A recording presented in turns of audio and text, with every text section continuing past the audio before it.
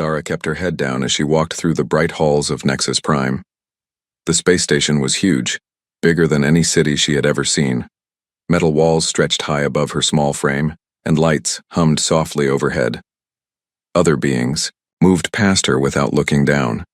They were all much taller than she was. She was Veltar, one of the small people. Her skin had a pale blue color, and soft lights glowed under her neck when she felt strong emotions. Right now, those lights were very dim. She had learned long ago to keep them that way. Zara worked in the engineering section of the station. She fixed broken machines and checked power systems. It was good work, but nobody asked for her ideas. Nobody wanted to hear what she thought. The big people from other worlds made all the important choices.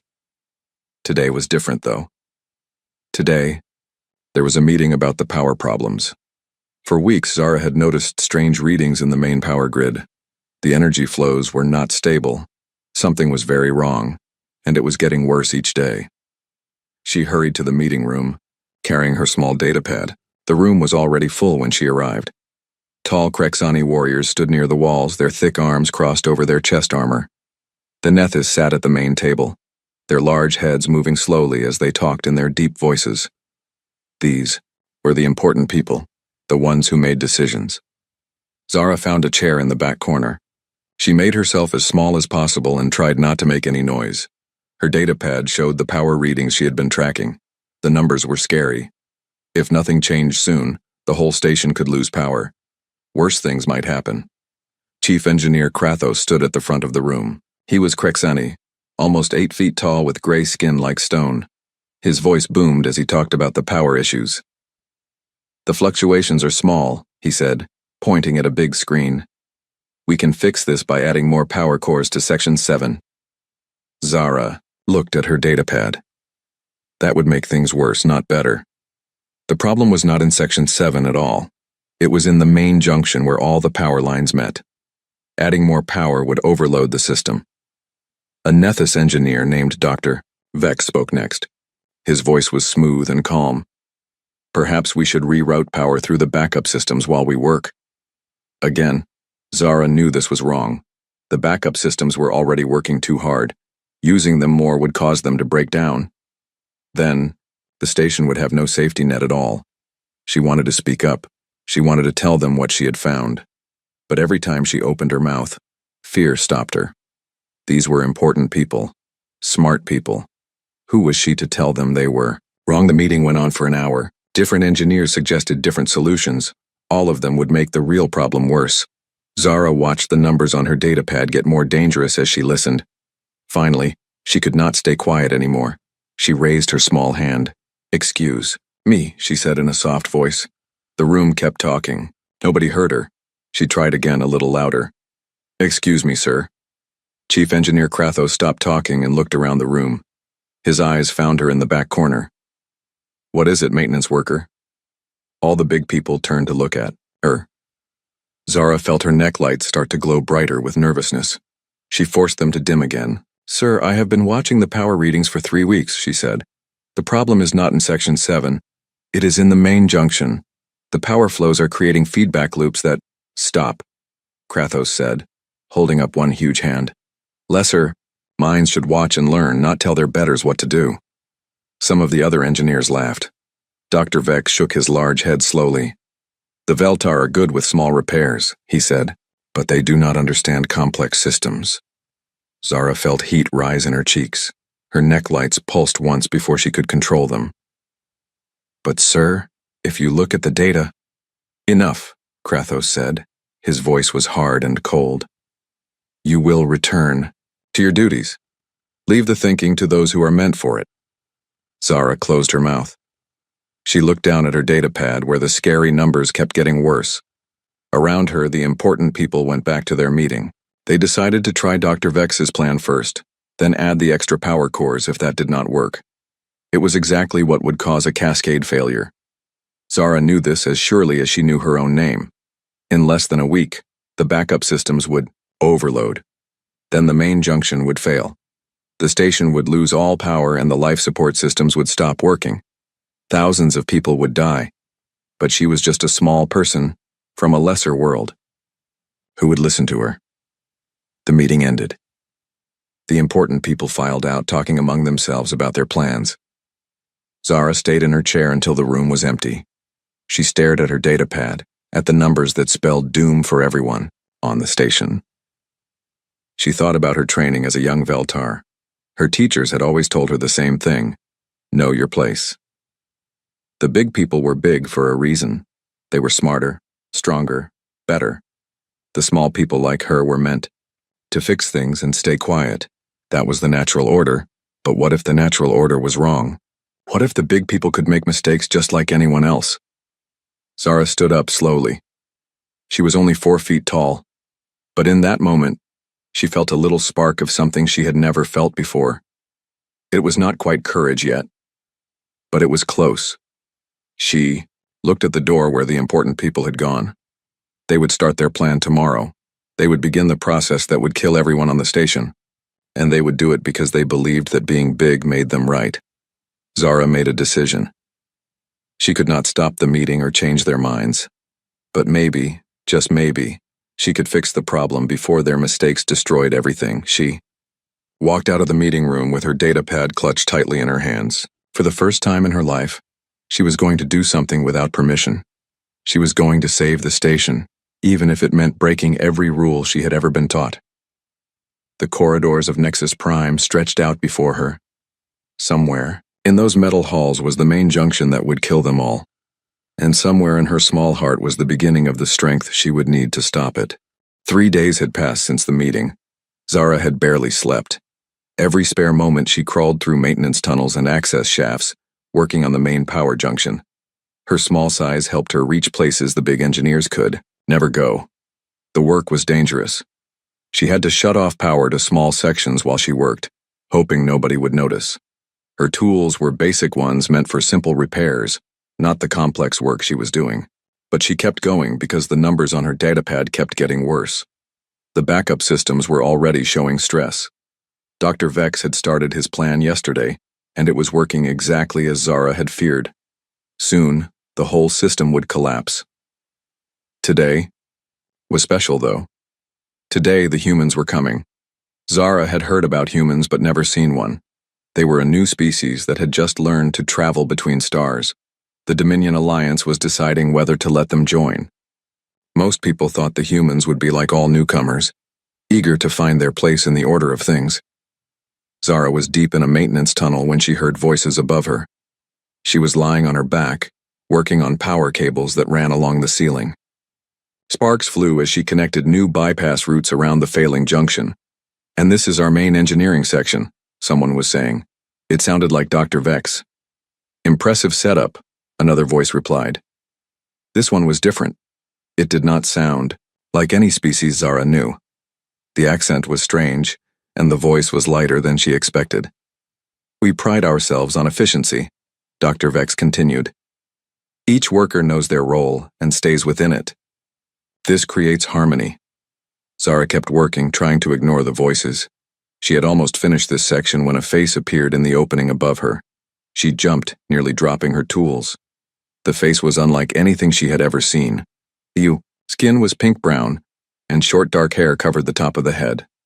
The eyes were brown and looked at her with curiosity, not the usual dismissal she was used to. "Hello there," the face said. "What are you working on?" Zara stared up at him. This had to be one of the humans. He looked so different from the other species on the station. I am fixing the power coupling," she said quietly. The human's face disappeared for a moment, then came back. This time his whole upper body was visible as he leaned into the tunnel opening. "Mind if I take a look? I am Jake Martinez, engineer with the human delegation." Zara did not know what to say. Important visitors did not usually care about maintenance work. She nodded and moved aside so he could see what she was doing.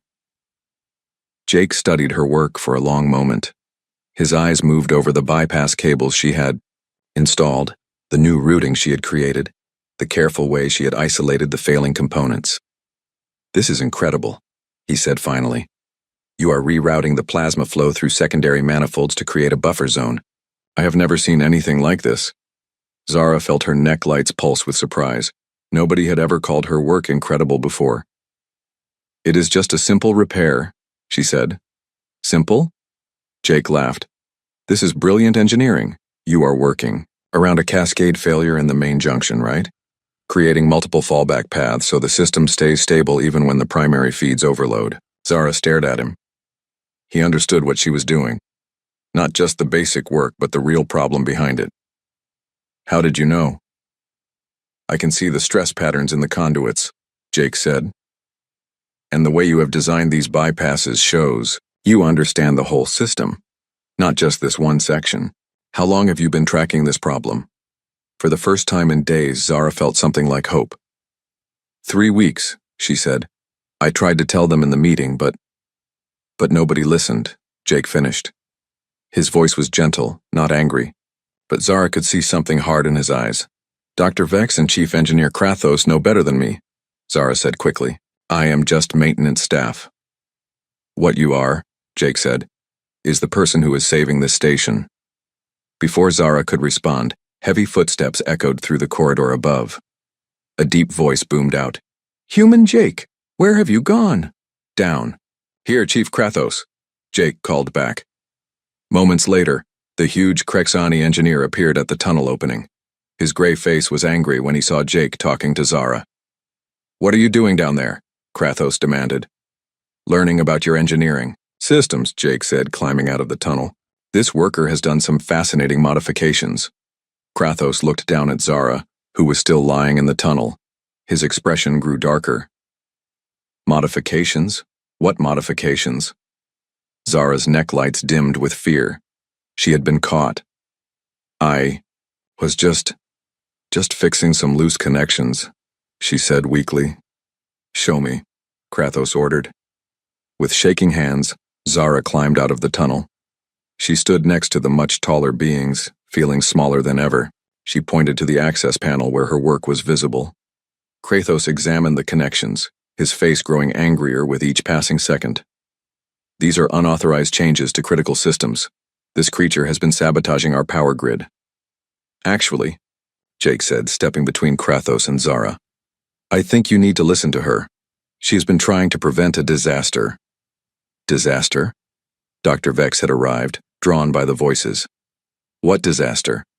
Zara looked between the 3 tall beings. Her necklights pulsed nervously. She wanted to run away and hide, but Jake was looking at her with encouraging eyes. The main junction is failing, she said in a small voice. The backup plan is putting too much stress on the secondary systems. In 2 days, maybe 3, everything will overload at once. Nonsense, Dr. Vex said smoothly. The backup systems are operating within normal parameters. They are operating, Zara agreed, but not within safe parameters. Look at the plasma temperature readings. Look at the resonance frequencies. The harmonic buildup will cause... Enough, Krathos said. Human, this creature has been making illegal modifications to our systems. She will be disciplined immediately. Jake looked at Zara, then at the 2 alien engineers. Before you discipline anyone, maybe you should check her work. From what I can see, she has identified a real problem. You have been here 3 days, Dr. Vex said coldly. We have been maintaining these systems for decades. I think we know better than a newly arrived primitive and a maintenance worker. Something changed in Jake's expression. The friendly curiosity was still there, but underneath it was something harder. Then prove it, he said. Show me the readings she is talking about. Let us look at the data together. We do not need to prove anything to... Krathos began. Yes, you do, Jake interrupted. Because if she is right and you are wrong, people are going to die. And if that happens, the human delegation will want to know why you ignored a warning that could have saved them. The corridor fell silent. Zara could hear her own heart beating. No one had ever stood up for her like this before. No one had ever demanded that the important people listen to her. Dr. Vex and Krathos exchanged glances. Finally, Dr. Vex spoke. Very well. We will examine the data. But when it shows that this worker is wrong, there will be consequences. Fair enough, Jake said. But when it shows that she is right, there had better be consequences for that too. As they walked toward the engineering office, Jake fell into step beside Zara. Are you sure about this? he asked quietly. Zara looked up at him. This human, who had appeared from nowhere and changed everything in a matter of minutes. The numbers do not lie, she said. Then neither should we, Jake replied. Time to show them what you can do. For the first time in her life, Zara felt like someone believed in her. It was a strange feeling, warm and frightening at the same time. She did not know what would happen next, but she knew one thing for certain. Nothing would ever be the same again. The engineering office was crowded and tense. Dr. Vex sat at the main computer pulling up system readings with quick movements of his long fingers. Chief Kratos stood behind him, arms crossed, waiting to prove Zara wrong. Jake stayed close, to Zara, who felt very small in the room full of tall beings. Here, Dr. Vex said, pointing at the screen. Backup system temperatures are within acceptable ranges. Power flow is stable, everything is normal. Zara stepped forward, her neck lights glowing softly. May I show you something? She asked quietly. Dr. Vex moved aside with obvious reluctance. Zara's small hands moved over the controls, calling up different displays. The numbers she had been tracking for weeks appeared on the screen. Look at the harmonic resonance patterns, she said, gaining confidence as she worked with familiar data. See how they spike every few hours? Each spike is higher than the last one. Jake leaned forward, studying the display. Those are dangerous levels, he said. What happens when the spikes reach the red zone? Cascade failure, Zara replied. The harmonic buildup will cause the backup systems to overload. When they fail, all the power will try to flow through the main junction at once. But the main junction is already damaged. It cannot handle that much energy. Dr. Vex looked at the data, his large head moving slowly. These readings are unusual, he admitted. But surely the safety systems would prevent any real danger. What? Safety systems? Zara asked. She pulled up another display. The automatic shutoffs were disabled last month when they kept triggering false alarms. The manual overrides require someone to be watching these specific readings all the time. A long silence filled the room. Chief Kratos stared at the screen, his gray face growing darker. You are saying our repairs have made things worse? Not worse on purpose, Zara said quickly. The repairs were good ideas for normal problems, but this is not a normal problem. The main junction has microfractures that started small and grew bigger over time. The standard fixes put more pressure on the weak points. Jake pointed at one of the displays. When will it fail completely? Zara called up a prediction model she had been working on. Tomorrow night, maybe the night after. When the backup systems reach maximum load, they will shut down to protect themselves. All the power will flow through the main junction in less than a second. The junction will explode, and the whole station will lose power. People will die, Jake said quietly. Yes, Zara replied. Life support, artificial gravity, everything depends on the main power grid. Dr. Vex was studying the data more carefully now. His smooth voice was less certain than before. If this is accurate, we need to shut down all non-essential systems immediately and begin emergency repairs. Emergency repairs will not work, Zara said. The junction is too damaged. It needs to be completely replaced, but that takes weeks. We do not have weeks. Then what do you suggest? Chief Kratos asked. His voice was angry, but Zara could hear worry underneath. I have been building bypass routes, Zara explained. If we can reroute enough power through alternate pathways, we can reduce the load on the main junction. It will not fix the problem, forever, but it will give us time for proper repairs. Jake was looking at her with something like admiration. How much of this bypass work have you already done? About 60%, Zara said. I have been working at night and during my breaks, but I need help to finish in time, and I need permission to shut down main systems for the final connections. Chief Kratos looked at Dr. Vex. Can her plan work? Dr. Vex studied the displays for several minutes. Finally, he nodded slowly. It is possible. Crude, but possible. We would need to verify every connection, run full diagnostic tests. There is no time for full diagnostics, Zara said. The harmonic spikes are getting stronger. We have maybe 30 hours before cascade failure. 30 hours? Kratos looked shocked. You are certain? Zara pulled up her final calculation. The numbers were very clear. 28 hours and 47 minutes based on current rate of increase. The room fell silent again. Everyone stared at the countdown display Zara had created. The numbers seemed to tick down even as they watched. "All right," Kratos said. "Finally. We will try your plan, but if you are wrong, if this damages the station further, you will face serious consequences." "And if she is right," Jake added firmly, "if she saves thousands of lives, what then?" Kratos looked uncomfortable.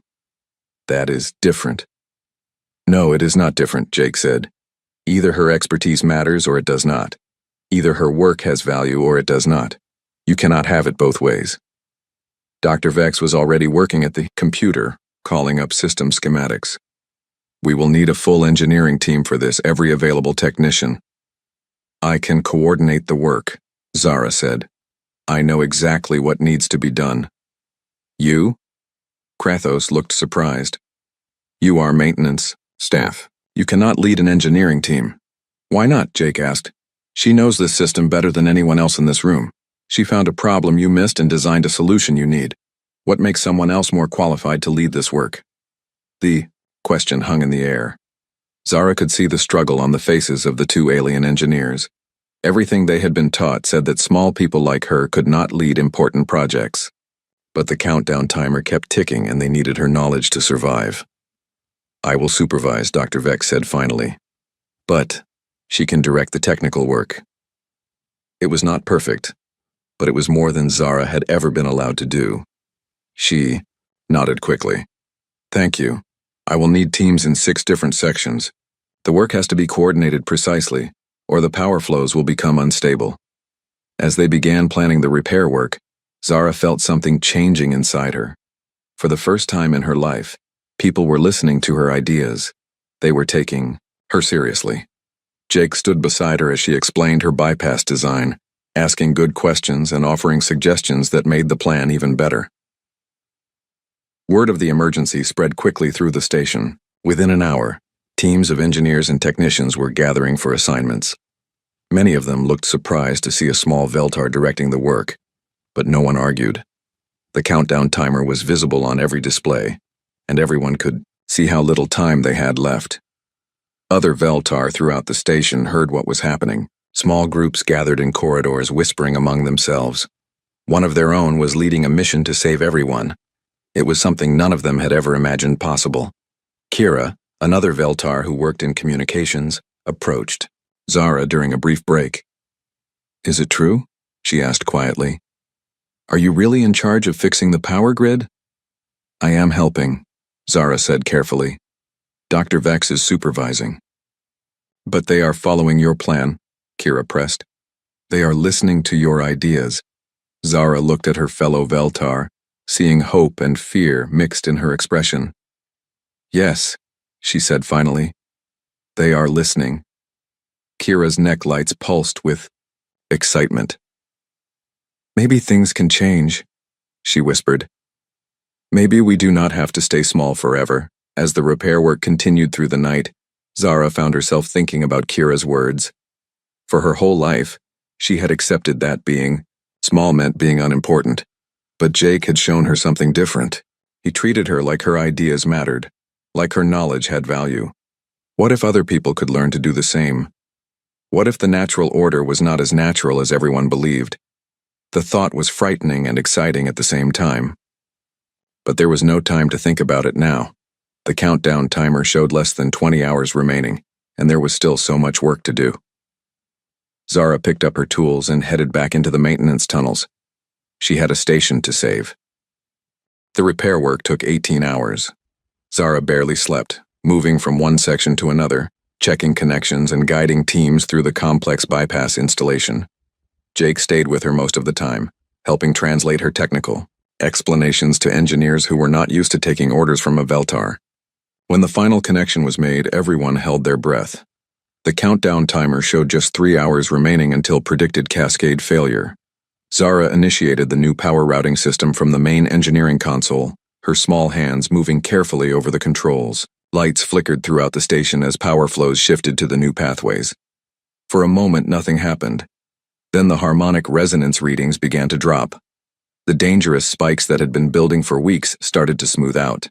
"It is working," Dr. Vex said, his voice filled with amazement. "The system is stabilizing." Cheers erupted from the engineering teams. Technicians hugged each other, relief flooding through the room. Chief Krathos clapped Zara on the shoulder, nearly knocking her over. "Well done, engineer," he said. The word engineer made Zara's necklights pulse with pride. No one had ever called her that before. Jake was grinning widely. "You did it, Zara.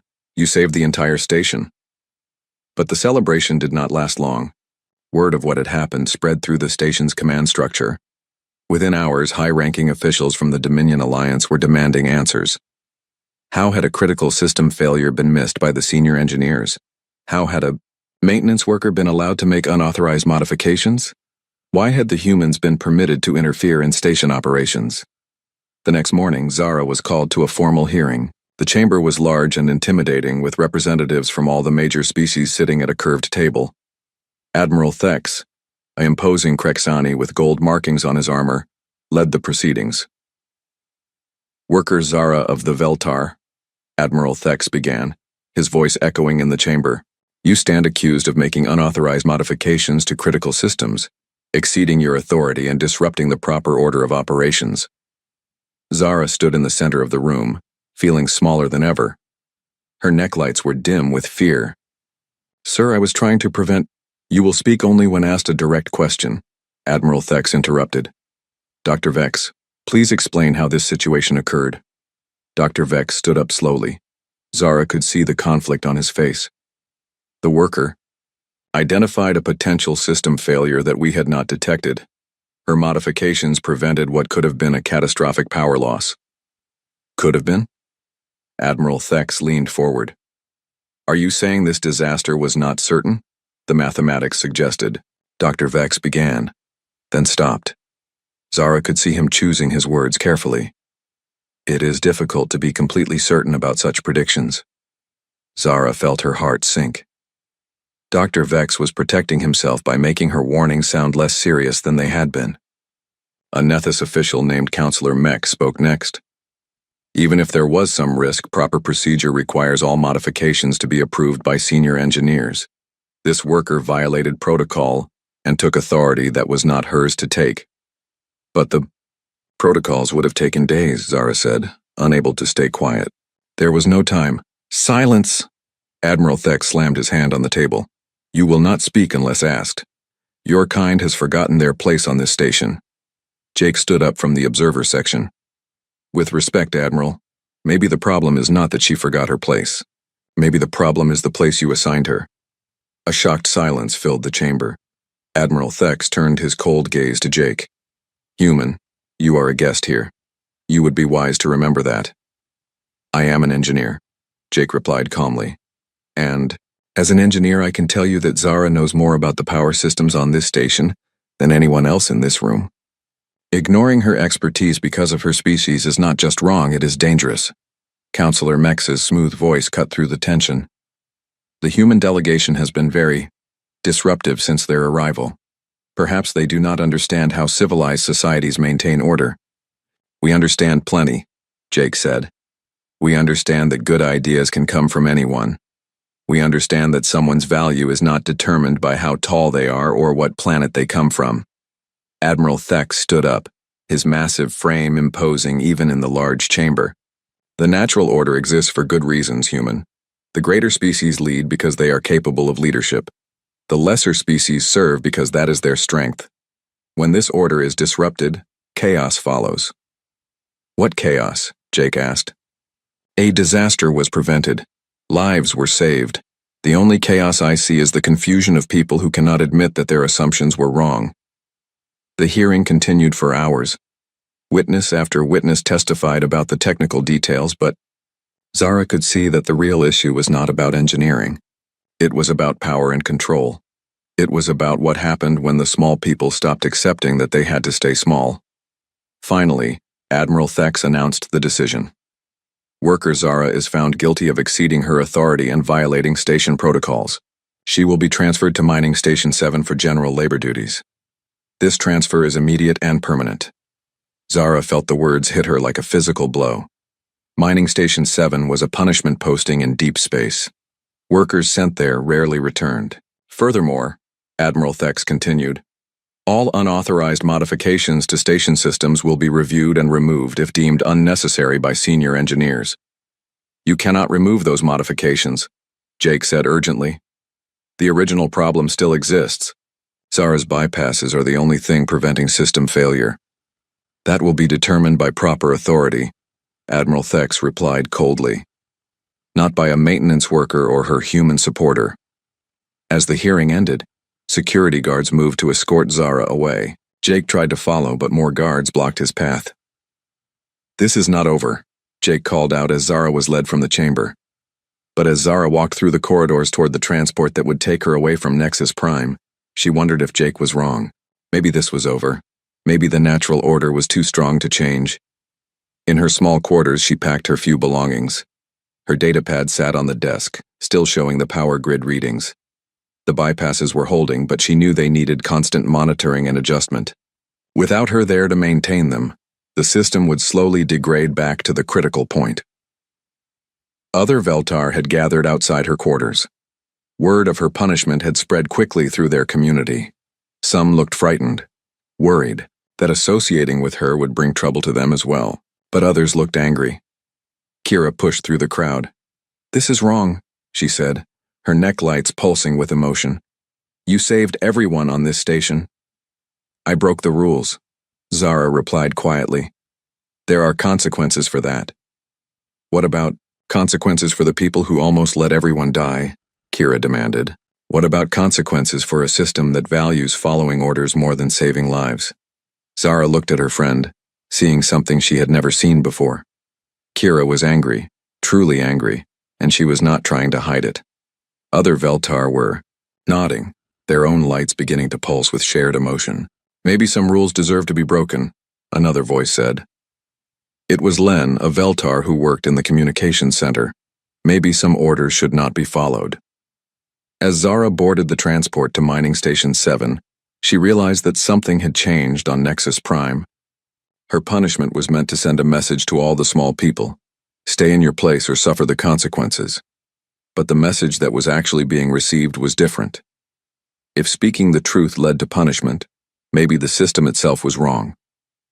If saving lives was treated as a crime, maybe the laws needed to change. The transport pulled away from the station, carrying Zara into exile. But behind her, in the corridors and work areas of Nexus Prime, the small people were beginning to ask dangerous questions. And in the human delegation quarters, Jake Martinez was making plans that would shake the foundations of the galactic order.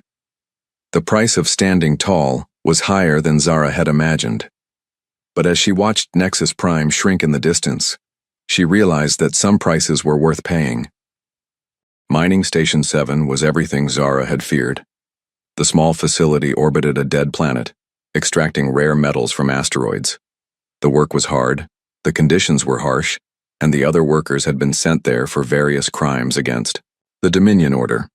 Zara spent her days operating drilling equipment, her engineering skills wasted on simple manual labor. At night, she lay on her narrow bunk and worried about Nexus Prime. Without her monitoring the power bypasses, the harmonic resonance would slowly build up again. In a few months, maybe less, the same crisis would return. But she was powerless to help. The mining station had limited communication with the outside galaxy, and certainly no way for a disgraced worker to contact major installations. 3 weeks into her exile, everything changed. The station's communication system crackled to life with an emergency broadcast. The voice belonged to Jake Martinez, but he was not speaking from Nexus Prime. He was broadcasting from Earth, and his message was going out across the entire galactic network. "People of the galaxy," Jake's voice said clearly, "I want to tell you about an engineer named Zara. She is small in size but huge in talent. When the leaders of a great space station ignored her warnings, she worked alone to save thousands of lives. When she succeeded, she was punished for not knowing her place." Zara sat up on her bunk, hardly believing what she was hearing. Around her, other workers gathered around the communication unit. But Zara's real crime, Jake continued, was not breaking protocols. Her real crime was proving that the people in charge were wrong. Her real crime was showing that someone's value has nothing to do with their species or their size. The broadcast continued. Jake explained the technical details of the power crisis, making it clear that Zara's expertise had prevented a disaster. He talked about the investigation that had followed, revealing how senior engineers had covered up their mistakes and blamed her for their failures. The Dominion Alliance claims to represent order and civilization, Jake said. But what kind of civilization punishes someone for saving lives? What kind of order values obedience more than truth? Then Jake announced something that made Zara's neck lights pulse with shock. The human delegation is withdrawing from negotiations with the Dominion Alliance. We cannot join a system that treats brilliant people like criminals just because they were born into the wrong species. But that was not all. Jake began broadcasting technical specifications, detailed plans for new technologies that could revolutionize space travel, energy production, and communication systems. The plans were marked with one name as the primary developer, Zara of the Veltar. These designs were created by someone the Dominion calls a lesser being, Jake explained. But there is nothing lesser about her mind. And there is nothing lesser about the minds of billions of others who have been told to stay small and stay quiet. The broadcast ended, but its effects were immediate. Within hours, the technical specifications were being downloaded and studied by engineers across the galaxy. The designs were revolutionary, especially the new faster-than-light drive system that could cut travel time by more than half. On Mining Station 7, the guards received new orders. Zara was to be released immediately and transported back to Nexus Prime. The Dominion officials who had exiled her suddenly wanted her back, but for very different reasons. When Zara's transport docked at Nexus Prime, she found a station transformed. The Veltar workers were no longer hunching their shoulders or dimming their lights. They stood straighter, spoke louder, and looked the bigger species in the eye when they talked. Kira met her at the docking bay. "Everything has changed," she said excitedly. "Other species are demanding that their best engineers be allowed to work freely, regardless of their supposed rank. Some of the lesser worlds are talking about leaving the Dominion entirely." Jake was waiting for her in the engineering section. When he saw her, his face lit up with a huge smile. "Welcome back, Zara. Ready to change the galaxy?" But Zara felt confused and overwhelmed. "Jake, those technical specifications you broadcast, I never designed those things. I do not understand how—" "You designed the principles," Jake interrupted gently. "The bypass system you created for the power grid uses concepts that can be applied to much larger problems. I just worked out the details and gave you credit for the original ideas." "But why?" Zara asked. "Why risk so much for someone like me?" Jake's expression grew serious. "Because there is no such thing as someone like you. There are just people with different talents and different opportunities. You have incredible talents that were being wasted because other people decided your species was not important enough to listen to." Dr. Vex approached them, looking uncomfortable. "Zara," he said formally, "I want to apologize for my behavior during your hearing. I should have spoken more strongly in your defense." "Thank you," Zara replied, though she could see that his apology came only after her sudden importance became clear. Admiral Thex himself arrived in the engineering section, surrounded by aides and security guards. His manner was completely different from the hearing where he had condemned her. "Engineer Zara," he said with forced politeness, "the Dominion Alliance would like to offer you a position as senior technical advisor. Your recent innovations have attracted considerable attention." Zara looked at the powerful admiral who had called her a criminal just weeks before.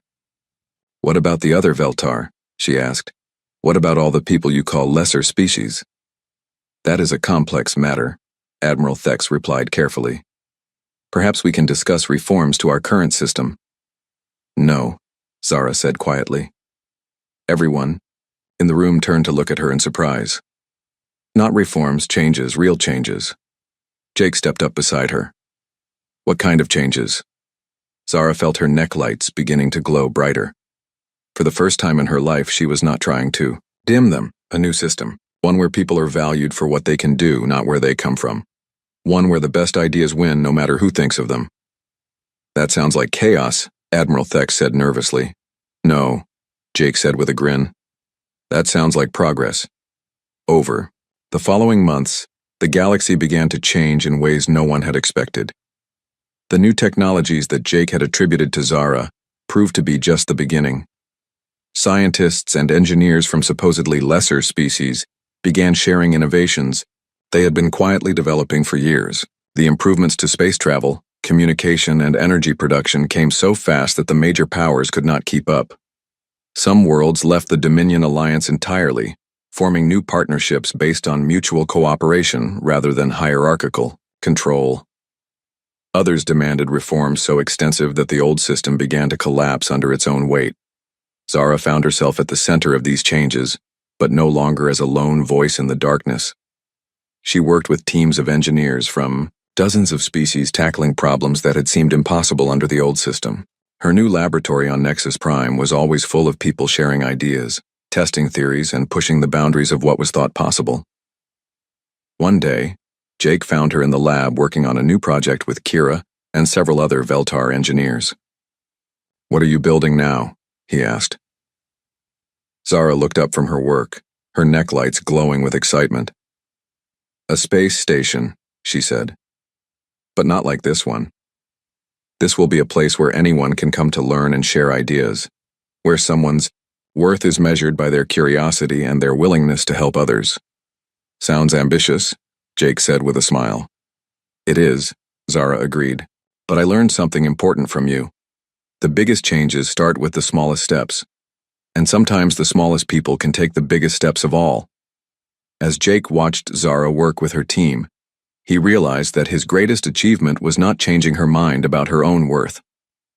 His greatest achievement was simply asking her to be herself. Everything else had followed naturally from that single act of recognition.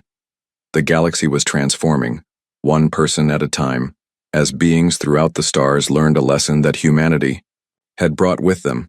No one should ever be told to make themselves smaller to make others comfortable. In a universe full of infinite possibilities, there was room for everyone to stand tall.